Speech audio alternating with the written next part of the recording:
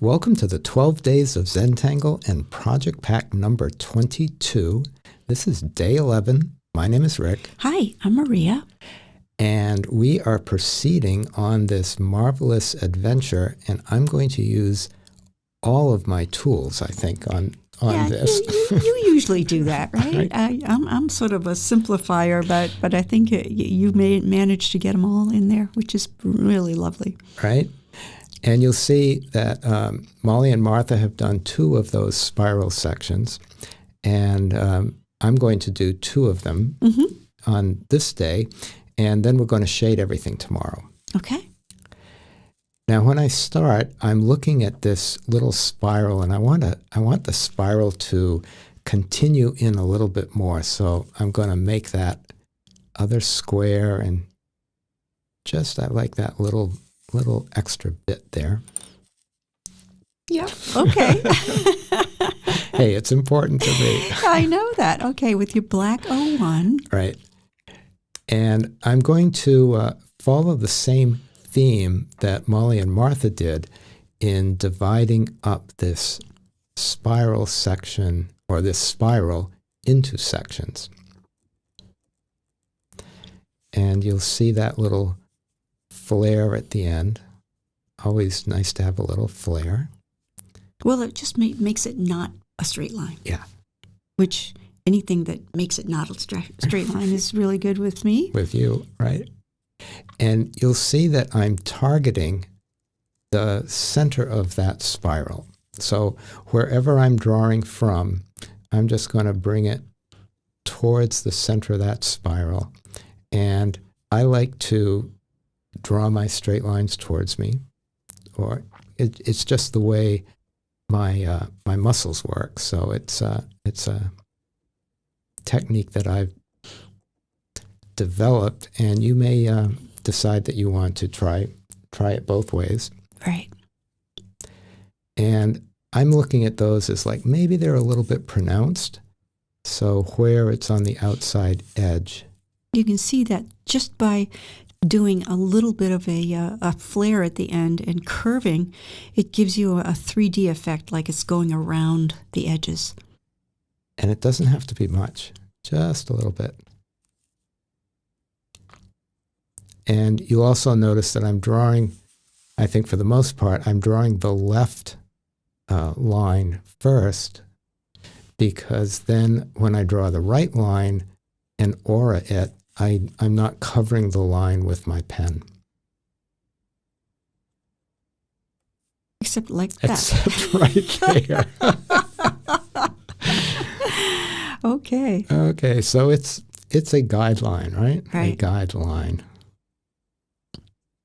Just a little bit of a flare. And you'll see they're getting a little bit smaller, a little bit closer together. I just have in my mind, the proportion that it might be. So now you can see that spiral there. It was starting to disappear, so I was wondering what you were going to do with that. And when we do the shading, that'll be a real opportunity to bring that out. So I'm using my brown 05, and this is a delightful mix of straight and curvy, because we're doing what we call crazy in Zeppel. And Zeppel is a series of lines that are put down in an organized way, and crazy in Zeppel is a series of lines that are put down in a very rambunctiously random way. Right. And you'll notice that I'm using the 05, but I'm getting like a micron 01 line, actually, because I'm doing it very, very lightly. I was wondering about that. And by turning the tile, there's like this, each of the lines are the same character, the amount of wiggliness or straightness. So now I'm using the same pen, but I'm bringing more pressure. So you're kind of how did we describe it before? You kind of smooshing a balloon in there, right? So if you imagine, like one of those foam balls or a balloon, and it's a little bit too big to just fit in there without being distorted. And it leaves the little corners open. Yes. And you'll also see in this, I am going over the line, even if the other one next to it has already been drawn. Redefining the line. I'm redefining the line. And it just gives a sense of, even if you go over it exactly the same, it brings a different character to it. Mm-hmm. So you don't want to cut corners here. Nice one.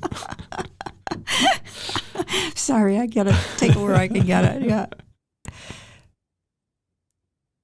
And what's neat about this is in between those, which look to me like, paving stones on a beautiful patio in, some grand old estate, you have those little lighter lines, and it just becomes part of the pattern.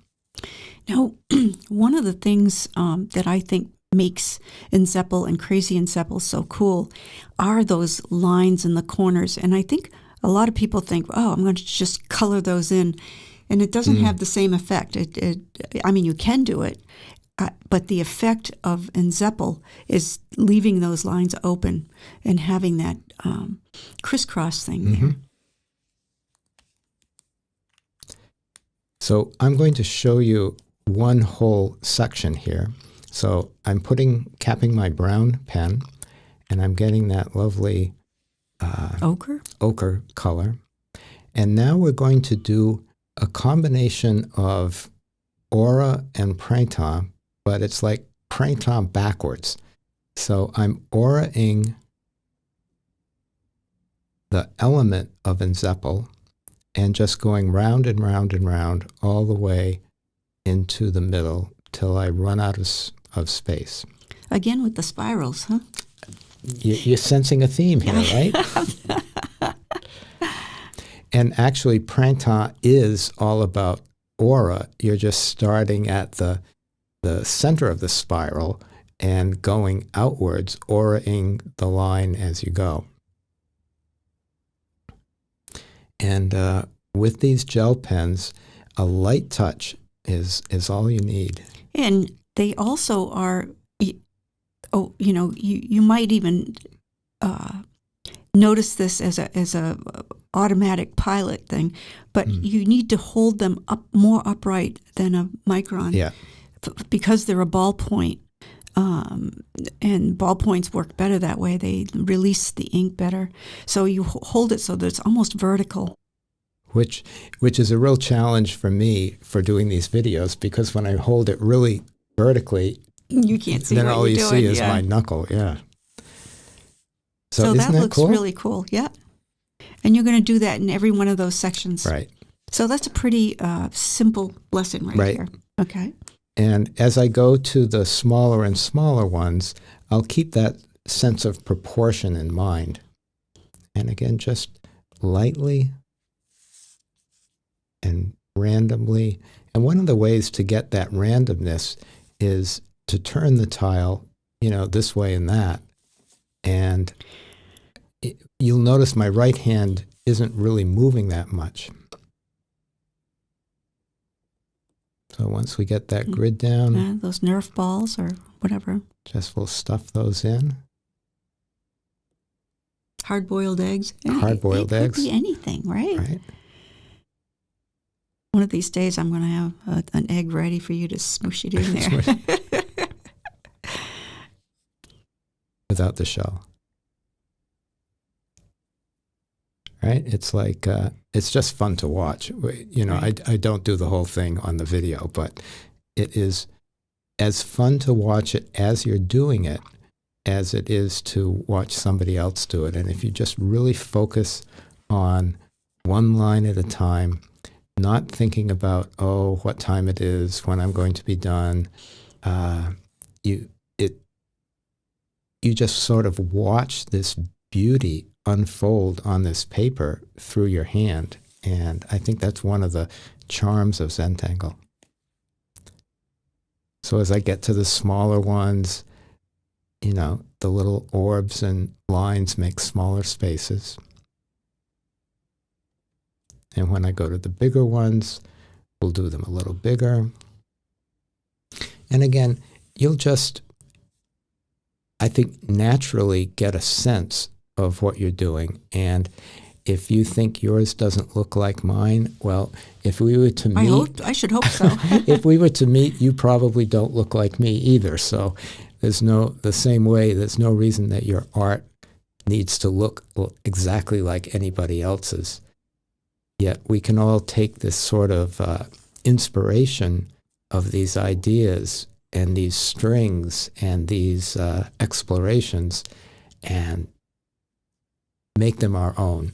That's our hope, is that you'll make this your own and do something that, you know, we might never have even thought of with this. Right. That's how Zentangle grows and evolves. Yeah. And so we're just going to, you know, keep doing this. I really love this idea. And what you'll see what I did there, the reason I showed that is I did the light crisscross part on all of them. And now I'm going back and inserting the little squishy orbs in there. And you might try it both ways and see which one works best for you. So at this size, some of these just get little dots in the middle, just to keep that texture.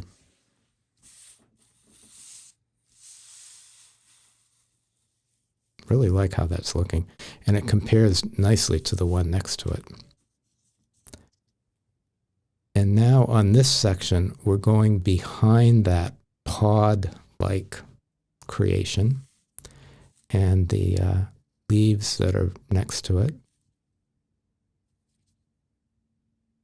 And you'll see that I draw literally behind because I don't want to guess where my pen might come out. I actually hover over the area that I, you know, and the line would be going behind. So Rick takes formula to a whole other level. And I love to have different versions of how people do things. And I'm glad that you're able to watch 4 or 5 of us drawing and hearing the different rhythms that make them happy, because that's what it's all about. You have to learn what rhythms you like to do, or what series you put your strokes down at, and you'll figure it out and what works best for you. Yeah, and this is sort of like being exposed to a recipe. And you might try a recipe exactly from, you know, the cookbook, and then you will end up doing a recipe that is, you know, you start to slowly tweak it as you... Maria's laughing. I'm wondering where you're going to go with this, because I made some Spätzle last night, and I tried to do it without looking up the recipe again, and it really did not. It came out like mush because I didn't have enough flour in. But my thing is, I'm going to take the chance, right, and see what happens. And so that's how you come up with something that's really good, or you don't have to eat it. Yeah. I guess that was on my mind. I know. I could see it coming, and you're trying to figure out a way to say this without making me feel bad. So you'll see that the little orb areas are larger on this side, and just doing that drawing behind. And right down to the very, very end. You don't want to rush towards the end because I think that's a tendency but if you can hang on and just go at the same pace, no matter what size and everything. And again, a very light touch on the jelly roll. It's very strange that, you'd think, oh, I'm going to get more by pushing harder, and you end up getting less. Right. Cool.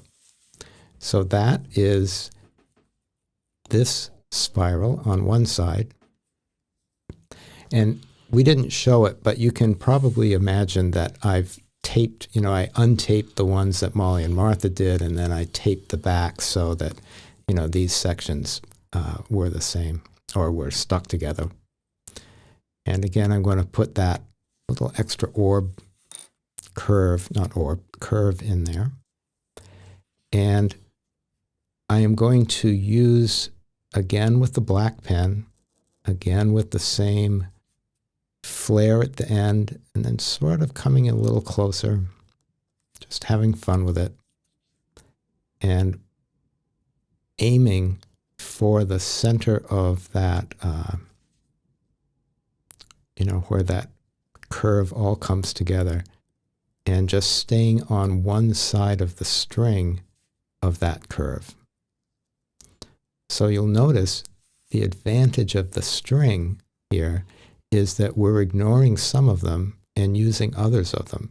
So I'm ignoring, or I think all of us sort of ignored those square sections and just working with the curved sections. And when it's done, you don't even see, unless you look really, really carefully, where those squares were in the first place. It's funny, you're drawing these lines to that spiral line in the middle, and the minute you direct them towards there, it pops out. Can you see the spiral popping out? Yeah. How funny is that?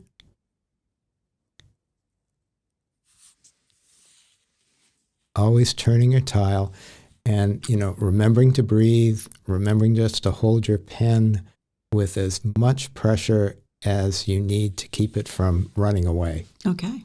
You don't want it to run away. Well, I think it was you told me this story, and we put it in our first book, was that one should hold a pen as lightly as you hold a robin's egg, that like a part of a robin's egg. Mm-hmm. Here in this part of this world, we have this bird called a robin, and they have these beautiful light sky blue Well, so I don't like the color of those pods right there. Yeah, that's true. It's very much like that. Exactly. And they leave behind their shells. And I don't know any other birds that somehow... Well, I think they take them and drop them away from the nest, so you don't look up and say, oh, there's the nest. Oh, you think that's it? I think that's it. I don't know if that's it, but I think that's it. We like to think that's it. So you are now doing... Hollis. And if you go to the newsletter, you will find, and just search the newsletters. We have a whole newsletter and introduction of this tangle. And the step out. And the step out. And I think it might be on the app as well. And the history of this is that we were invited to, Maria and I were invited to speak at a CZT Zentangle event in Taiwan.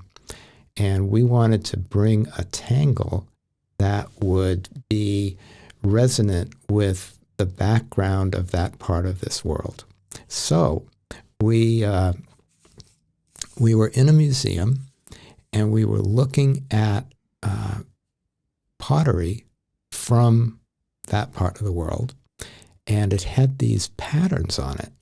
And actually, if you walk, I would go out in the morning and walk all around Taiwan, and I'd love to go into the temples and look at the patterns and take pictures, and you'll see this, or a form of this, prevalently everywhere. And so the challenge was, how do you take that inspiration and do a step out to make it into a tangle? And so this is how that works. And you can see it's like elements of mukha, elements of aura. And it's a really good exercise to do those curves, come around, and then come back in on themselves and imagining, okay, well, which way am I going to do the next one? I don't know. I think I'm thinking here. I can hear it. you make a lot of noise when you're thinking. Right? Yeah. And so I want to just sort of fill up the section, but not the same way every time.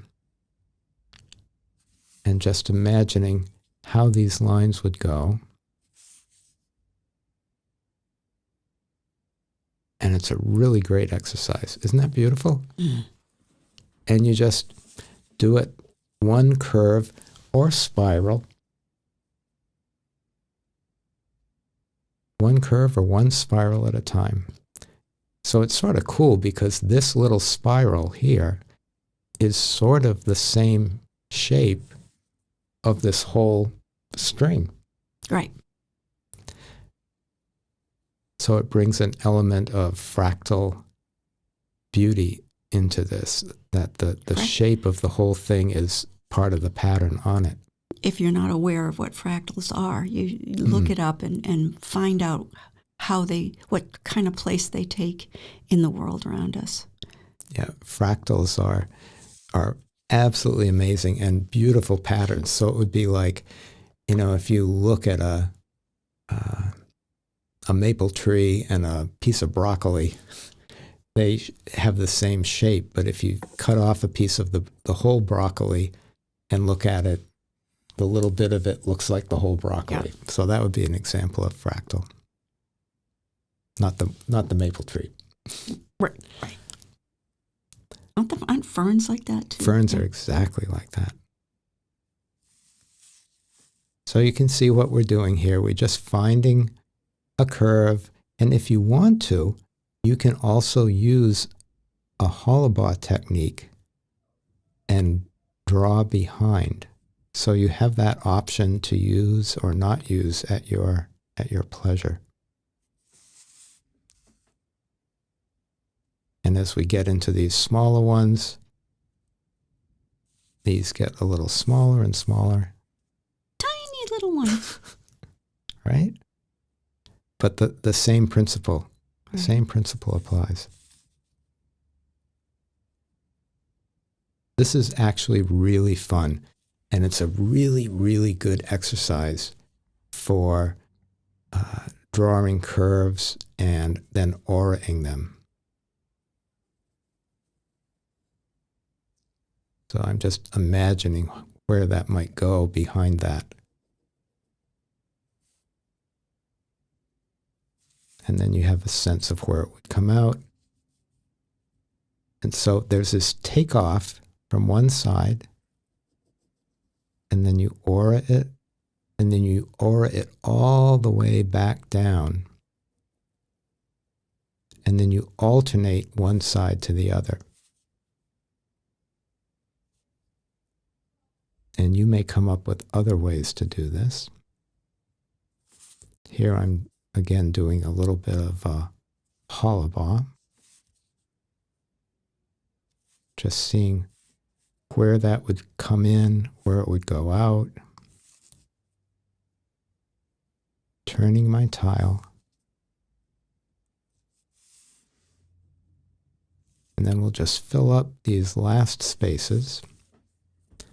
And there we have hollis in each one of those sections. Now I'm going to go back to that beautiful ochre pen. Ochre, right? Ochre, yeah. The jelly roll.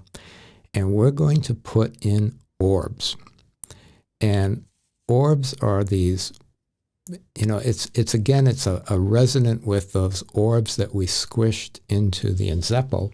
Mm-hmm. And I learned this, Maria taught me this, is you find the biggest section that can take an orb, and you put the biggest orb, like, see, that's the largest area, and now in these smaller areas, You just keep filling them up with orbs, as small as you want to go.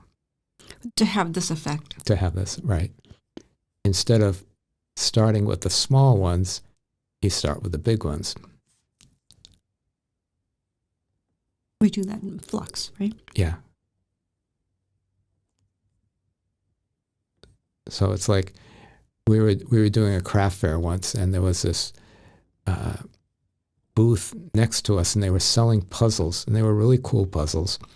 And got talking with the woman, and she was saying the secret to doing a puzzle, and this was an assembly puzzle. You had these different pieces, and you had to fill in a section, is always start with the biggest piece first. So if you got to put rocks in or orbs in, put the biggest one in first. But unlike that puzzle, these puzzle pieces you can smush any way you want. You can do whatever you want. It's such a forgiving art form. I love it. And I like making these challenges, and then, just taking that, like Maria said earlier, that formula, and just applying it throughout the area and watching what pattern comes out of it just by following those elements.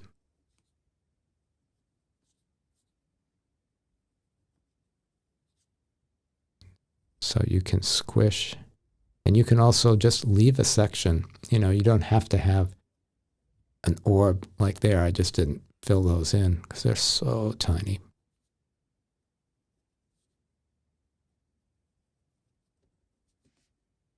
But I think you get the principle there. And it's this lovely texture behind or supporting that hollis, and the combination of the ochre and the brown. Isn't that cool? Very nice. A soft effect. And this isn't a big surprise, but if you analyze some fabric patterns, like when you go to a sewing store and you see all the bolts of fabric and you see the patterns and stuff, you can break down how the pattern was created, because they're repeating patterns. Mm-hmm. They have to repeat. You can't have fabric and have it not repeat. Right. You figure that out, and you can see that this is something that's been being done for thousands of years. Yeah. So who says I can't do curved lines? just saying. You're just saying? Okay. Well, okay. And I've seen you do straight lines. So. Yes. Straight-ish. Ish. I think you do curves better than I do straight. I'll take that. Okay. So right down to the end, whichever section likes a big orb, and then do as many as small as you want. Leave it when you don't want to do any. Moving your tile or tiles beneath your hand in whichever way is comfortable, because Zentangle art is essentially non-representational. So there's no up and down or left or right, so you're really free to spin the tile, unlike something that's locked in an easel. How pretty. Right? So there's that one. So now we've got all of the ink on both of our, or on all four of our quadrants there. How beautiful, right? And so we'll see you tomorrow when we add some graphite and some shading. Wait till you see it come to life. It's just amazing. So thanks so much for being with us, and can't wait to bring this all together tomorrow. See you later. Bye. Bye now.